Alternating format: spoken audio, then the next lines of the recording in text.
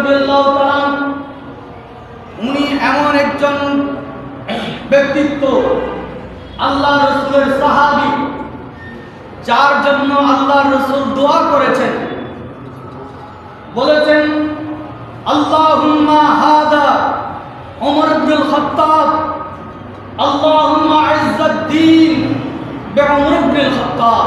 জোরে বলুন না সুবহানাল্লাহ। আল্লাহর নবী বলেছেন, আল্লাহ আমাকে ওমর ইবনুল খাত্তাব দান করুন দ্বীনের ইজ্জতের জন্য, আর এই ওমর ইবনুল খাত্তাবের মাধ্যমে দ্বীনের ইজ্জত বাড়িয়ে দাও। জোরে বলুন না সুবহানাল্লাহ। আরো দোয়া করেছেন হাদিসের অনেক ভাষায়। আল্লাহ রাব্বুল আলামিনের কাছে প্রিয় নবী চেয়েছেন যে ওমর ইবনুল খাত্তাব রাদিয়াল্লাহু তাআলা যেন এই দ্বীন, এই ইসলাম ধর্মে যেন দীক্ষিত হয়, ইসলাম ধর্ম যেন কবুল করে নেয়। এজন্য আমার নবী ওমর ইবনুল খাত্তাব রাদিয়াল্লাহু তাআলার জন্য দোয়া করেছেন। আর সেই দোয়ার ফসল যখন মক্কার কাফের মুশরিকরা একত্র হয়ে সলাহ পরামর্শ করে তারা বলতে লাগলো, আমাদের বাপ-দাদার ধর্ম দ্বীন শেষ হয়ে যাচ্ছে, আব্দুল্লাহর পুত্র মুহাম্মদ বেশি বেড়ে গেছে, সে যখন এই আমাদের ধর্ম বাপ-দাদার ধর্মের পরিবর্তে নতুন ধর্ম প্রবর্তন করেছে, প্রচার করছে, মানুষ দলে দলে যখন তার ধর্মে আকৃষ্ট হচ্ছে, আমরা এভাবে বসে থাকতে পারি না। আবু জেহেল, আবু লাহাব, উতবা, সাইবা এরা সবাই একত্রিত হয়ে আরবের সকল মুশরিক কাফির একত্রিত হয়ে তারা সিদ্ধান্ত নিল যে আমার নবীর গর্দান তারা কেটে নিয়ে আসবে। একজন বীর মুজাহিদ তারা খুঁজছিল, তখন ওমর ইবনুল খাত্তাব রাদিয়াল্লাহু তাআলা তরবারে উঠিয়ে বলেছিলেন, আমি মুহাম্মদের গর্দান নিয়ে আসবো। মুহাম্মদের গর্দান নিয়ে আসবে। উনি তরবারি উঁচু করলেন, উনি রেগে বেগে তার জন্য 100 উটের পুরস্কারের ঘোষণা দেওয়া হলো। তিনি রেগে বেগে টকবগে ঘোড়ার উপর চড়ে দ্রুত বেগে তিনি যাচ্ছেন। প্রতিমধ্যে ওনার এক বন্ধুর সাথে দেখা। বন্ধু কই যাও? বলে যে কথা বলার সময় নাই। কই যাও বলো না। বন্ধু যখন দাঁড়ায় তখন বন্ধুর সাথে যত রাগী হোক, বন্ধুর সামনে একটু হলেও দাঁড়ায়। সে বলল, আমি মুহাম্মদের গর্দান নিতে যাচ্ছি। বলছে কি অপরাধ? বলছে মুহাম্মদ তার একটা ধর্ম প্রচার করছে, আমাদের বাপ-দাদার ধর্ম তো শেষ হয়ে যাবে, আমি ওয়াদা করেছি আমি তার গর্দান নিয়ে আসবো। বলেছে বন্ধু আগে নিজের ঘর ঠিক করো না, ওই মুহাম্মদের অনুসারী তো তোমার বোন জামাই, ওরা তো কলমা করে নিয়েছে, তারা ওই মুহাম্মদের দ্বীনের প্রচার করছে, আগে তাদেরকে তুমি ঠিক করো, তারপর মুহাম্মদের গর্দান নিতে যেও। সুবহানাল্লাহ। দেখুন আল্লাহ কিভাবে পরিবর্তন করে দিচ্ছেন। এবার আরো তার রাগ প্রশমিত বেশি হয়ে গেল, রক্ত চড়া হয়ে গেল মাথায় দিমাগে। সে এবার ঘোড়ার পথ পরিবর্তন করে বনের ঘরের দিকে যেতে লাগলো, দৌড়ে যেতে লাগলো ক্ষিপ্ত বেগে। দৌড়ে গিয়ে কড়ায় যখন আঘাত করছে তখন দেখছে একটা কোরআনের একটা আয়াত তারা যে কি করছে সেটার আওয়াজ ওই দরজা ভেদ করে তার কানে এসে লাগতে লাগলো। ওমর ইবনুল খাত্তাবের দিল আনচান করতে লাগলো। সুবহানাল্লাহ। তারপরও রাগের কারণে তিনি দরজায় আঘাত করতে লাগলেন, সজোরে আঘাত করতে লাগলেন। বলে ঘরের মধ্যে কি আছো, তাড়াতাড়ি দরজা খুলো। ওমর ইবনুল খাত্তাবের সেই রাগান্বিত সুর শুনে ওনার বোন এবং বোন জামাই ওনারা তো কোরআনে কারীমের তেলাওয়াত করতেছিলেন। সুবহানাল্লাহ। কোরআনে কারীমের আয়াত করতেছিলেন। বিসমিল্লাহির রহমানির রহিম। তাহা মা আনজালনা আলাইকাল কুরআনা লিতাশকা ইল্লা তাযকিরাতান লিমান ইয়াখশা। এভাবে কোরআনে কারীমের তেলাওয়াত করছিলেন। যখন ওমর ইবনুল খাত্তাব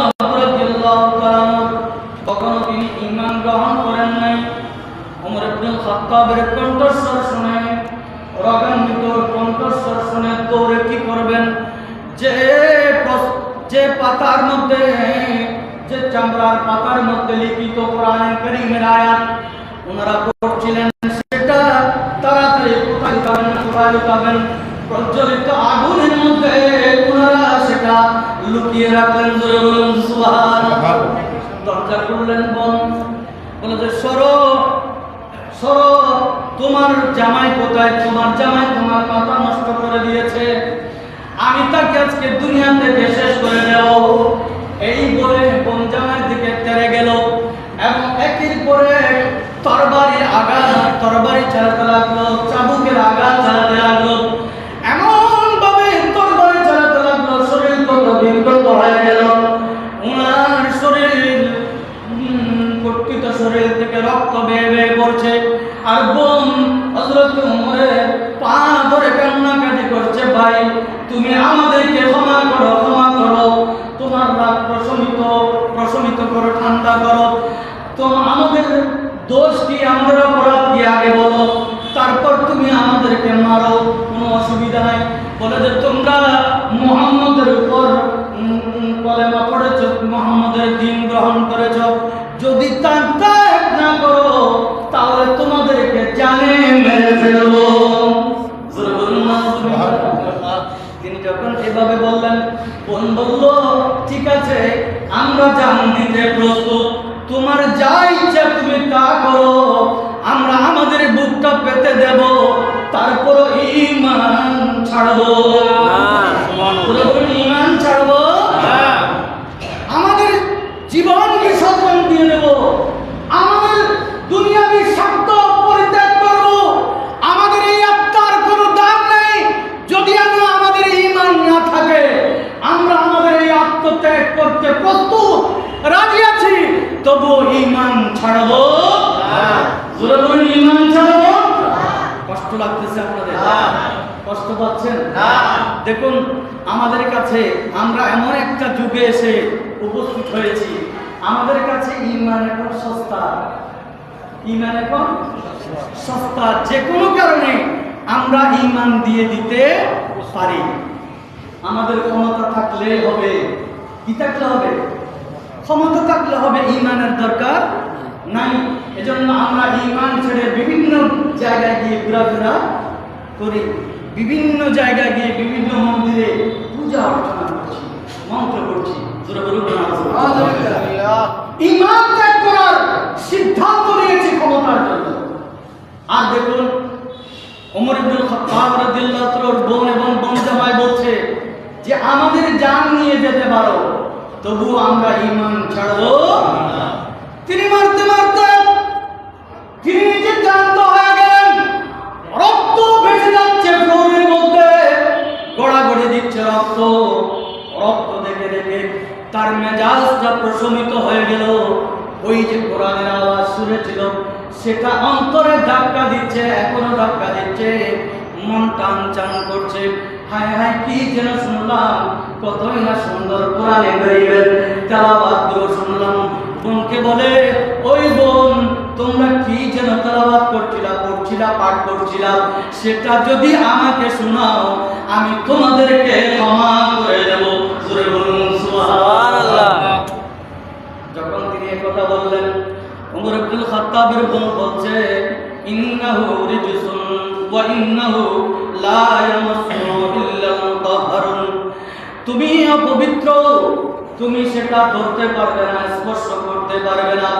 আগে যদি তুমি ওযু কালাম করে ঈমান নিয়ে আসো, তাহলে আমরা তোমাকে সেটা দেখাবো, ধরতে দিব, স্পর্শ করাবো এবং আমরা সেটা তেলাওয়াত করে তোমাকে শোনাবো। বলুন সুবহানাল্লাহ। ফাকামা ফাতাওয়াজ্জা, এরপর তিনি দাঁড়িয়ে গেলেন এবং ওযু করতে চলে গেলেন, ওযু করে আসলেন, এরপর বললেন, বোন আমাকে কলমা পড়াও, আমি তোমাদের সেই দিন গ্রহণ করব, তবে শর্ত হচ্ছে একটু কোরআনে কারীমের সে তেলাওয়াতটা শোনাও না, আমার কানটা এখনো আনচান করছে, আমার মনটা আনচান করছে, ওই তেলাওয়াত কতই না সুন্দর ছিল, একটু আমার মনটাকে ঠান্ডা করে দাও। সুবহানাল্লাহ। ওই বোম যেই অগ্নি প্রজ্বলিত চুলার মধ্যে ওই কোরআনে কারীমের তেলাওয়াত যেটা গুছিয়ে রেখেছিল, লুকিয়ে রেখেছিল, সেটা বের করে আবার সেটা দেখলো যে এই কোরআনে কারীমের আয়াতগুলো একটাও আগুনে স্পর্শ করে নাই। সুবহানাল্লাহ। কোরআনে কারীমের কোন পৃষ্ঠা কোন আয়াত আগুন স্পর্শ করে না। জোরে বলুন করে। অনেকে চেষ্টা করেছে আগুন দিয়ে জ্বালিয়ে দেওয়ার জন্য, আগুন চতুর্পাশে জ্বলে, কিন্তু কোরআনের কোন হারফ জ্বালাতে পারে না। জোরে বলুন পারে না। আমরা অসংখ্য নজির দেখেছি, পুরো ঘর পুড়ে ছাই হয়ে গেছে, কিন্তু ঘরের মধ্যে সংরক্ষিত ওই কোরআন অক্ষত রয়েছে। সুবহানাল্লাহ। বিশ্বাস হয়? এটার উপরে ঈমান আছে? আছে কিনা? আছে। ওয়া ইন্না নাহনু নাযালনা যিকরা ওয়া ইন্না লাহু লাহাফিজুন। আল্লাহ বলেন এটি আমার, এই কোরআন আমার, আর এই কোরআনকে আমি সংরক্ষণ করি। জোরে বলুন সুবহানাল্লাহ। কে সংরক্ষণ করে? আল্লাহ। আওয়াজ দিয়ে বলুন না, কে সংরক্ষণ করে? হযরত ওমর ইবনুল খাত্তাব রাদিয়াল্লাহু তাআলা উনি সেটা নিলেন, এরপর তিনি তেলাওয়াত করতে লাগলেন, তাহা মা আনজালনা আলাইকাল কুরআনা লিতাশকা। চিৎকার করে বলুন সুবহানাল্লাহ। এভাবে তেলাওয়াত করতে করতে যখন তিনি মামা বাইনাহুমা ওয়ামা তাহাতা তারা এই পর্যন্ত তেলাওয়াত করলেন, ওমর ইবনুল খাত্তাব আর স্থির থাকতে পারলেন না। বললেন, বোন চলো চলো চলো চলো, তোমার নবীর দরবারে নিয়ে চলো, আমি এক্ষুনি নবীর দরবারে গিয়ে কলমা পড়ে নেব, লা ইলাহা ইল্লাল্লাহ মুহাম্মাদুর রাসূলুল্লাহ। চিৎকার করে বলুন সুবহানাল্লাহ। তিনি এবার পুরার পেটে চড়লেন, ক্ষিপ্ত বেগে, আবার ক্ষিপ্ত বেগে, এখন জান করতে করতে করতে করতে আমার নবীর হুজরা মুবারকের দিকে রওনা দিলেন। তার ক্ষিপ্ত বেগে আসা দেখে সাহাবায়ে কেরাম পেরেশান হয়ে গেলেন, চিন্তিত হয়ে গেলেন। সবাই সারিবদ্ধভাবে দরজার সামনে দাঁড়িয়ে রইলেন। আমার নবীকে বলছেন, ওমর আসছে, ওমরের তো ক্ষমতা বেশি, ওমর তরবারি চালায়, তার শক্তি বেশি, তার শরীরে শক্তি বেশি, আমরা কি তার সাথে লড়াই করে পারবো? আল্লাহ রাসূলকে এভাবে বলতে লাগলো। আল্লাহ রাসূল বলে, সাহাবায়ে কেরাম তোমরা অস্থির হয় না, অস্থির হয় না, ওমর কি করছে তা তোমরা চেয়ে দেখো। জোরে বলুন সুবহানাল্লাহ।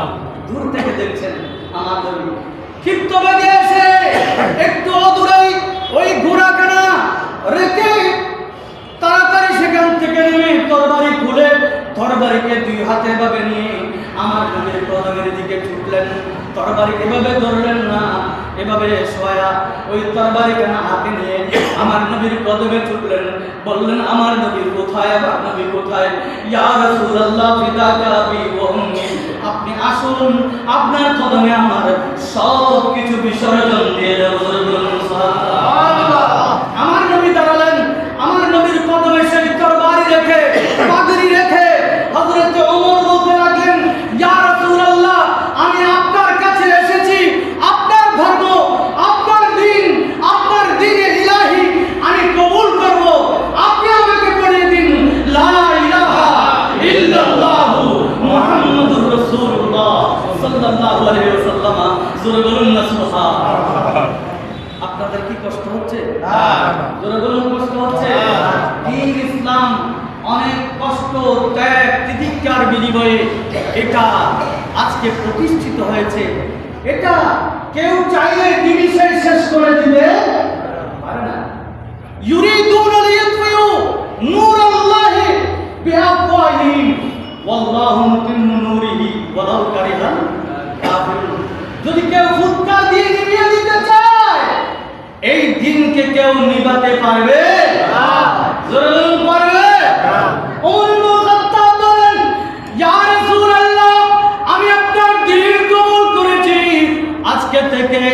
চুপি সারে কোনো দিনের প্রচার হবে না। আজকে থেকে প্রকাশ্যে দ্বীনের প্রচার হবে, ধর্মের প্রচার হবে, আপনি রাসূলের প্রচার হবে, আপনি নবীর প্রচার হবে। এখন থেকে আমরা প্রকাশ্যে দ্বীনের দাওয়াত দেব। সুবহানাল্লাহ। আল্লাহর নবী বলেছেন, আল্লাহুম্মা আইজ্জা বিদ্দীন বিউমর ইবনুল খাত্তাব। দ্বীনের ইজ্জত কামনা করেছেন আমার আল্লাহর কাছে উমর ইবনুল খাত্তাবের মাধ্যমে। আল্লাহ সেটা দান করে দিয়েছেন। সুবহানাল্লাহ। বিলাল হাবশী আযান দেওয়ার জন্য চুপি সারে দাঁড়িয়েছে। উমর ইবনুল খাত্তাব বলে, বিলাল হাবশী এখন থেকে চুপি সারে আযান হবে না, তুমি ছাদের উপর উঠো, আমি উমর তোমাকে পাহারা দেব, তুমি উচ্চ স্বরে আযানের ধ্বনি দেবে। সুবহানাল্লাহ। ওমর হযরত বিলাল সেই দিন থেকে উচ্চ স্বরে ছাদের উপর দাঁড়িয়ে চিৎকার করে আযানের ধ্বনি দিল। আল্লাহু আকবার, আল্লাহু আকবার, চিৎকার করে বলুন সুবহানাল্লাহ। এই ওমর ইবনে খাত্তাব রাদিয়াল্লাহু আনহু তিনি এমন একজন সাহাবী ছিলেন, আল্লাহর নবীর প্রেমে এত দিওয়ানা ছিলেন যে আল্লাহর নবীর শানে যদি কেউ কটাক্ষ করে, তুচ্ছ তাচ্ছিল্য করে, সাধারণত করে, কোন কথা বললেই ওমর ইবনে খাত্তাব তরবারি খুলে ফেলতো। কি করে ফেলতো? তরবারি খুলে ফেলতো, যে আমার নবীর শানে যদি কেউ বেয়াদবি করে আমি তাকে আস্ত দুনিয়াতে রাখবো। মুনাফিকরা সময়ে সময়ে আল্লাহর নবীর সাথে বেয়াদবি করত, তখন সাথে সাথে প্রতিবাদ করার জন্য ওমর ইবনে খাত্তাব তরবারি খুলে ফেলত, আর আমার নবী তাকে ঠান্ডা করতেন। জোরে বলুন না সুবহানাল্লাহ। ওমর থামো, থামো, এভাবে করে থামিয়ে দিতেন। এখন তো আমাদের বাংলাদেশ সহ সারা বিশ্বে অসংখ্য অগণিত উস্তাদ রাসূল আছে, নবীর দুশমন আছে। আজকে যদি ওমর ইবনে খাত্তাব রাদিয়াল্লাহু আনহু থাকতো, তাহলে এই সমস্ত উস্তাদ রাসূলকে দুনিয়াতে থাকতে দিত না, থাকতে দিত না। ওমর ইবনে খাত্তাব রাদিয়াল্লাহু তাআলা উনি যখন খলিফা হলেন, মক্কায় বসলেন, খেলাফতের দায়িত্ব নিলেন, এমনভাবে দায়িত্ব পালন করছিলেন। ওমর ইবনে খাত্তাব রাদিয়াল্লাহু তাআলা তার শাসনামল প্রায় 10 বছর। এই 10 বছরের মধ্যে তিনি অর্ধ পৃথিবীর শাসনকর্তা হয়েছিলেন। ধরে বলুন সুবহানাল্লাহ। তার এমন ন্যায়পরায়ণ শাসন, এমন ন্যায়পরায়ণ শাসন, তিনি নিজের পুত্র ফাহাম আব্দুল্লাহ ফাহামকে শাস্তি দিতে কুণ্ঠাবোধ করেন নাই। ওনার হাত কাঁপে নাই, মন কাঁপে নাই। পুত্র হোক, বিচার রায় যেটা সেটা অবশ্যই পুত্র হলেও বিচারক তার পুত্রকে ছাড় দিতে পারে। জোরে বলুন, পারে না। বিচারক যদি পুত্রের দোষ দেখে সেই পুত্রের বিচার করতে বিচারক বাধ্য। বিচারক, এটা হচ্ছে ইসলামের শিক্ষা। কিসের শিক্ষা? সবাই বলেন কিসের শিক্ষা? আপনাদের বলার মুখ বন্ধ হয়ে গেছে, কারণ কারো কারো গায়ে সেটা লাগছে। আমি অবশ্য গায়ে লাগার জন্য বলছি না, আমাদের ইবরত হাসিলের জন্য বলছি। আমরা এখন মিথ্যা রাজনীতি নিয়ে প্রতিযোগিতা করছি। কি রাজনীতি? মিথ্যার রাজনীতি।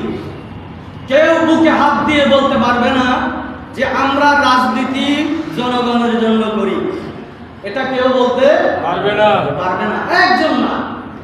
আমি এই মিম্বরে দাঁড়িয়ে চ্যালেঞ্জ করলাম, একজন তারা জনগণের জন্য রাজনীতি করে না, ইসলাম প্রতিষ্ঠার জন্য রাজনীতি করছে না। সবাই স্বার্থের জন্য এখান থেকে যতদিন বেরিয়ে না আসতে পারবো, ততদিন সেই ইসলামের যে সোনালী যুগ প্রতিষ্ঠিত হয়েছিল, ওমর ইবনে খাত্তাব রাদিয়াল্লাহু তাআলা যেই নিরাপত্তার বেষ্টনী প্রতিষ্ঠিত করেছিলেন জনগণের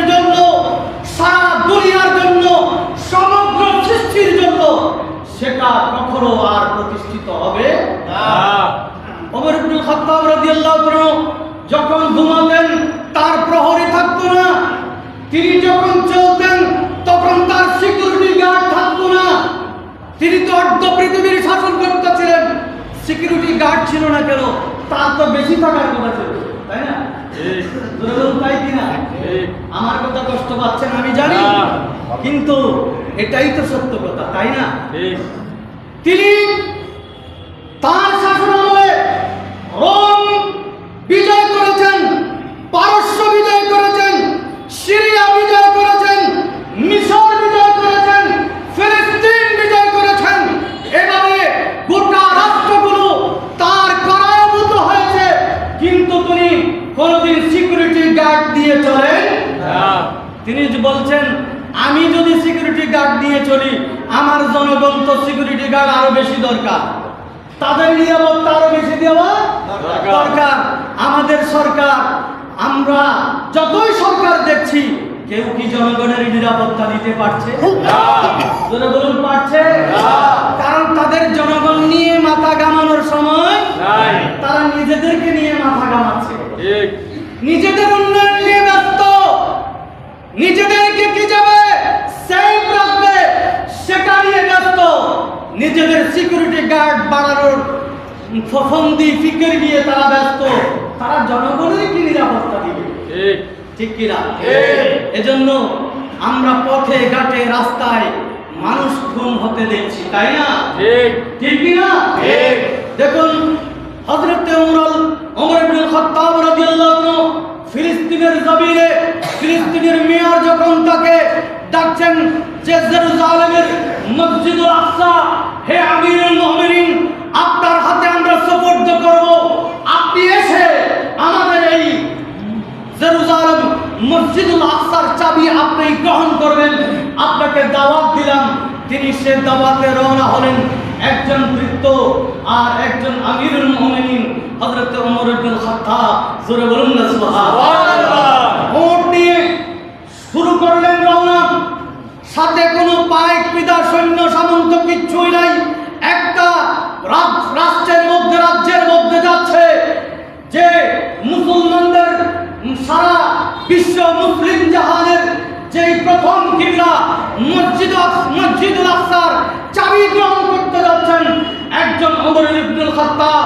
তিনি রাজা হয়ে রওনা দিলেন, একটা ওট আর একটা বৃত্ত নিয়ে রওনা হলেন। বৃত্তকে বলতে লাগলেন কিছু দূর চলার পরে, বৃত্ত তুমি উঠ থেকে নামো, আমি এবার তুমি উটের উপর চড়ো, আমি উটের লাগাম টানবো। বৃত্ত বলে, এটা কোনোদিন সম্ভব নয়, আমি আমার কাজের দায়িত্ব নিয়ে এসেছি, আমি একমাত্র উটের লাগাম টানবো। বলতেছে না, ইসলামের মধ্যে বৃত্ত মনিবের কোনো ভেদাভেদ নাই। জোরে বলুন, কোনো ভেদাভেদ নাই। যখন মুসলমান নামাজের কাতারে দাঁড়িয়ে যায়, সেখানে প্রধান উপদেষ্টা দাঁড়ালো না, স্বরাষ্ট্র উপদেষ্টা দাঁড়ালো না, অর্থনৈতিক উপদেষ্টা দাঁড়ালো নাকি সমাজ উপদেষ্টা দাঁড়ালো, সেটার ভেদাভেদ নাই। আরেকজন রিক্সা চালক যদি আছে, ওই প্রধান উপদেষ্টার সাথে দাঁড়িয়ে যায়, তাকে পিছনে টেনে নিচে নামানোর কারো ক্ষমতা ইসলাম দিয়েছে? ইসলাম সেটা দেয় না। ইসলাম সাম্য প্রতিষ্ঠিত করেছে, কোন ভেদাভেদ এখানে ইসলাম সমর্থন করে না। রাজা, আমির, ফকির, ধনী, গরিব, অসহায়, মিসকিন, এক একজন এক এক কাতারে দাঁড়াবে, ইসলাম এটা কোনোদিন সমর্থন করে না। বৃত্তকে বললেন যে তুমি উঠো। এবার ওমর ইবনে খাত্তাব লাগাম টানছেন, এভাবে পরাক্রমে যেতে যেতে যেতে যেতে যখন একেবারে দৌড় গোড়ায় পৌঁছলো, তখন দেখা গেল বৃত্ত উটের উপরে, আর ওমর ইবনে খাত্তাব সেই উটের লাগাম টেনে টেনে ফিলিস্তিনের শহরে প্রবেশ করলেন। জোরে বলুন সুবহানাল্লাহ। যারা অপরিচিত, মেয়র অপরিচিত, তারা সবাই বুঝলো নিশ্চয়ই যিনি উটের উপর চড়া তিনি ওমর ইবনে খাত্তাব। সবাই তাকে দলে মারা পড়াতে লাগলো। সে বলছে, না না, আমি ওমর ইবনে খাত্তাব নই, যিনি উটের লাগাম টানছেন তিনি হচ্ছেন ওমর ইবনে খাত্তাব। জোরে বলুন সুবহানাল্লাহ। দেখুন ইসলামের আদর্শ, ইসলামের মহান আদর্শ কি, এই আদর্শ দেখে সেখানে যারা বিধর্মী ছিল সবাই বলে ইসলামের এই আদর্শ, ইসলাম বৃত্তকে এমনভাবে মর্যাদা দিতে পারে, বৃত্ত মরিমের গুরুত্ব যদি ইসলাম এই আদর্শ দিয়ে দূর করে দিতে পারে, আমরা কেন আর অন্য ধর্মের দিকে দৌড়াবো? আমরা অন্য ধর্মের দিকে দৌড়াবো না। আল্লাহর নবী যেই ধর্মের কথা ঘোষণা দিয়েছেন, আল ইয়াউমা আকমালতু লাকুম দীনাকুম ওয়া আতমামতু আলাইকুম নি'মাতি ওয়া রাদিতু লাকুমুল ইসলাম দীনা, ওই দ্বীনের ধর্মে আমরা সবাই প্রবেশ করব। চিৎকার করে বলুন সুবহানাল্লাহ। সবাই বলল আয় ওমর ইবনে খাত্তাব, আগে আমাদেরকে ঈমান দেন, আগে আমাদেরকে কলমা পড়ান, লা ইলাহা ইল্লাল্লাহু মুহাম্মাদুর রাসূলুল্লাহ সাল্লাল্লাহু আলাইহি ওয়াসাল্লাম। জোরে বলুন না সুবহানাল্লাহ। ইনি হচ্ছেন ওমর ইবনে খাত্তাব, ইনি হচ্ছেন ওমর ইবনে খাত্তাব, যিনি রাত্রিবেলায় ঘুরে ঘুরে প্রজাদের ঘরে ঘরে ঘরে গিয়ে দেখতেন কোন প্রজা কি অবস্থায় আছে। জোরে বলুন না সুবহানাল্লাহ। একদিন এভাবে ঘুরতে ঘুরতে একটা ঘরের মধ্যে দেখলেন শোরগোল, কান্নাকাটির আওয়াজ, বাচ্চাদের কান্নাকাটির আওয়াজ। তিনি কান লাগিয়ে দিলেন। ওই বাচ্চাদেরকে একটা মা অভয় দিচ্ছে, আরেকটু সবুর করো, একটা গরম পানি হাড় সিদ্ধ করছে আর তাদেরকে অভয় দিচ্ছে, মিথ্যা আশ্বাস দিচ্ছে, এই একটু পরে খাবার আসবে, একটু পরে খাবার আসবে। দীর্ঘক্ষণ তিনি দেখলেন, এটা দেখে বুঝতে পারলেন যে তার ঘরে কোনো চাল ডাল কিছুই নাই। দৌড়ে চলে গেলেন খাজানচিখানায়, আটার গদবের বস্তা তিনি নিজের কাঁধে করে আস্তে আস্তে ওই ঘরের মধ্যে নাড়া দিলেন, আওয়াজ দিলেন, বললেন মা দরজা খোলো। খোলার পরে তিনি গমের বস্তাটা রাখলেন। এরপর আরো কিছু সেখানে খাজানচিখানার সম্পদ দিলেন, বললেন এগুলো দিয়ে তাড়াতাড়ি তুমি খাবার পাকাও আর তোমার বাচ্চাদের মুখে খানা দাও। দেখুন, একজন রাজা হয়ে ক্ষুধার্তের অন্নের ব্যবস্থা, খাদ্যের ব্যবস্থা কিভাবে করছেন? বলছেন আমি শাসক হতে পারি না যদি আমার রাজ্যে ক্ষুধার্ত থাকে, আমার রাজ্যে আমার প্রজারা যদি ক্ষুধার্ত অবস্থায় অনাহারে যদি আমার রাজারা শেষ হয়ে যায়, তাহলে আমি খলিফাতুল মুসলিমিন, আমি আমার দায়িত্ব পালনে ব্যর্থ। জোরে বলুন না সুবহানাল্লাহ। এটা হচ্ছে ইসলামী আদর্শ। এটা কি ইসলামী আদর্শ? ক্ষুধার্তকে অন্ন দেওয়া, অসহায়কে সহায় করা, মুজলুমকে সহায়তা করা, অন্যায়ের বিরুদ্ধে প্রতিবাদ করা, এগুলো হচ্ছে ইসলামী আদর্শ। জোরে বলুন না সুবহানাল্লাহ। খলিফাতুল মুসলিমিন তিনি যখন শয়ন করতেন খেজুরের পাতার বিছনায়, খেজুরের ইতিহাস বলছে, ইতিহাস লিখছে, খেজুরের পাতার বিছনায় একটা পাথর মাথায় দিয়ে তিনি শয়ন করতেন। আর আমাদের রাজারা স্বর্ণের পালঙ্কে থাকেন। উনাদের আরামায়েশের ব্যবস্থা যদি সুনিপুণ না হয়, উনাদের যদি একটা প্লটের জায়গায় 60টা প্লট যদি উনাদের না হয়, তাহলে উনাদের ঘুম আসে না। প্রাসাদের পর প্রাসাদ, গণভবন থাকতেও আরো অনেক গণভবন তাদের তৈরি করতে হয়, তারপর উনাদের ঘুম আসে। কিন্তু ইসলামী শাসক, ইসলামী খলিফা, মুসলমানদের খলিফার জীবন দেখুন, তাদের শাসন আমল দেখুন, তাদের চরিত্র দেখুন, তাদের আদর্শ দেখুন। আজকে যদি সেই আদর্শ পৃথিবীতে প্রতিষ্ঠিত থাকতো, তাহলে এই সকল অন্যায়, জুলুম, নির্যাতন, নিপীড়ন, খুন খারাপি, রাহাজানি, চাঁদাবাজি, দুর্নীতি, অন্য ধর্মের প্রতি আকৃষ্ট হওয়া সব কমে যেত। ঠিক কিনা? ঠিক কিনা? আপনারা মনে কষ্ট আনলেও আমার কিছু আছে চাই না, আমাকে হয়তো হাদির পথ অনুসরণ করতে হবে, কোনো সমস্যা নাই, কোনো সমস্যা নাই। আমি সব সময় এই মিম্বরে দাঁড়িয়ে এভাবেই কথা বলবো। আমার কণ্ঠকে যদি কেউ রোধ করতে চায় করুক, আল্লাহ যতদিন বাঁচিয়ে রেখেছে এভাবেই আমি সত্য কথাগুলো আপনাদের সামনে তুলে ধরবো।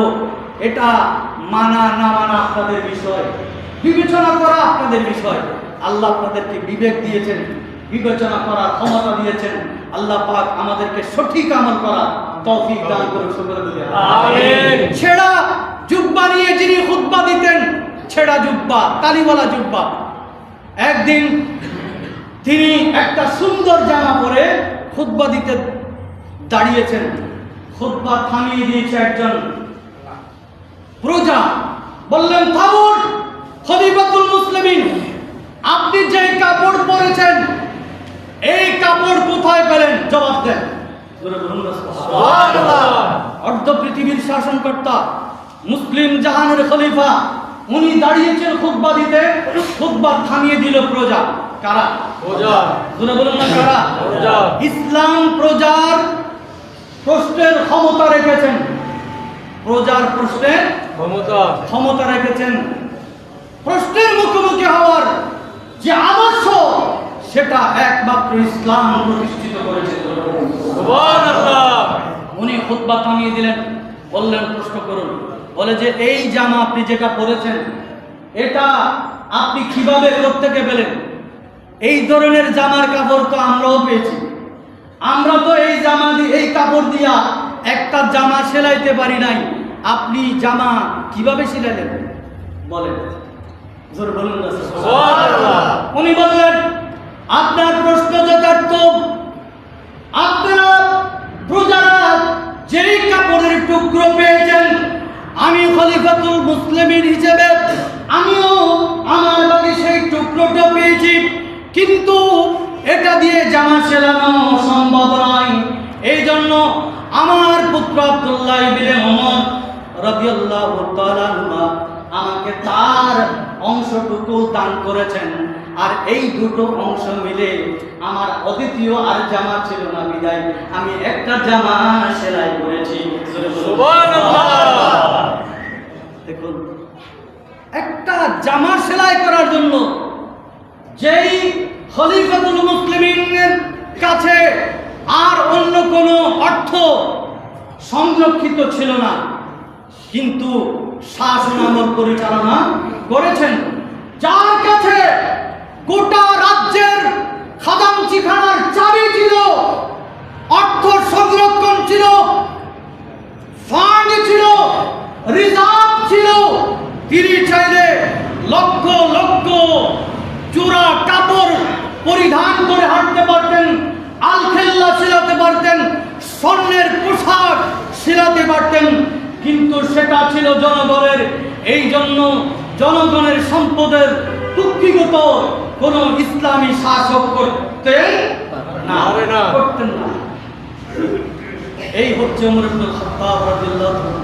তিনি যখন ইন্তেকাল হলেন, হযরতে আবু হুরায়রা রাদিয়াল্লাহু তাআলা বর্ণনা দিচ্ছেন, তিনি একটা গলির পাশ দিয়ে যাচ্ছেন, হঠাৎ একটা বৃদ্ধা মা মাথা আঁচড়াচ্ছে, কপাল থাপড়াচ্ছে, ডাল থাপড়াচ্ছে, চুল টেনে হিসড়ে হিসড়ে ছিঁড়ে ফেলছে। তার কাছে গিয়ে তিনি জিজ্ঞাসা করলেন, মা আপনি কাঁদছেন কেন, এভাবে করছেন কেন? বলে যে আজকে রাত্রে শিয়াল আমার খাঁচা থেকে মুরগি খেয়ে ফেলেছে, আমার মনে হচ্ছে খলিফাতুল মুসলিমিন পৃথিবীতে আর নাই। সুবহানাল্লাহ। দেখুন, তখন তো ইন্টারনেটের যুগ ছিল না, সংবাদ বার্তার পরিবেশনের কোনো দিক ছিল না, কালো মিডিয়া ছিল না, সাদা মিডিয়া ছিল না। হ্যাঁ, সংবাদ মাধ্যম বার্তাবাহক অনেকে এই সাংবাদিকদেরকে নবীদের সাথেও তুলনা করে, নাউযুবিল্লাহ। এরকম সংবাদ পরিবেশনের তখন কোনো ব্যবস্থা ছিল না। আবু হুরায়রা শুনে দৌড়, ক্ষিপ্ত বেগে দৌড় গিয়ে দেখে, হ্যাঁ সত্যি ওমর ইবনে খাত্তাব রাদিয়াল্লাহু তাআলা দুনিয়াতে আর নাই। দেখুন, ওই সময়ে মুসলমানদের ঈমান ছিল, ওমর ইবনে খাত্তাব বেঁচে থাকলে বনের জীবজন্তু জানোয়ার পর্যন্ত তার হক বিনষ্ট করার জন্য আসবে না। এটার নাম ইসলাম, এটার নাম ইসলাম, এটাই ইসলামী আদর্শ। আল্লাহ পাক আমাদেরকে সঠিক ইসলামী আদর্শ বুঝার তৌফিক দান করুন। আমিন। আমি সময় বেশি নিয়েছি জন্য আপনাদের কাছে দুঃখিত, সরি, আপনারা আমাকে ক্ষমা করবেন। বুঝার জন্য আলোচনার খাতিরে এই কথাগুলো আপনাদের সামনে তুলে ধরলাম বিবেচনা করার জন্য। আমরা বিবেক দিয়ে বিবেচনা করব, বিবেক দিয়ে আমাদের জীবনকে পরিচালনা করব। ওই ইসলামী আদর্শ ওমর ফারুক রাদিয়াল্লাহু তাআলার মতো আদর্শ আমরা আমাদের জীবনে প্রত্যেকটা সেক্টরে যেন আমরা বাস্তবায়ন করতে পারি। আল্লাহ তৌফিক দান করুন। আমিন। ওয়া আখির দাওয়ানা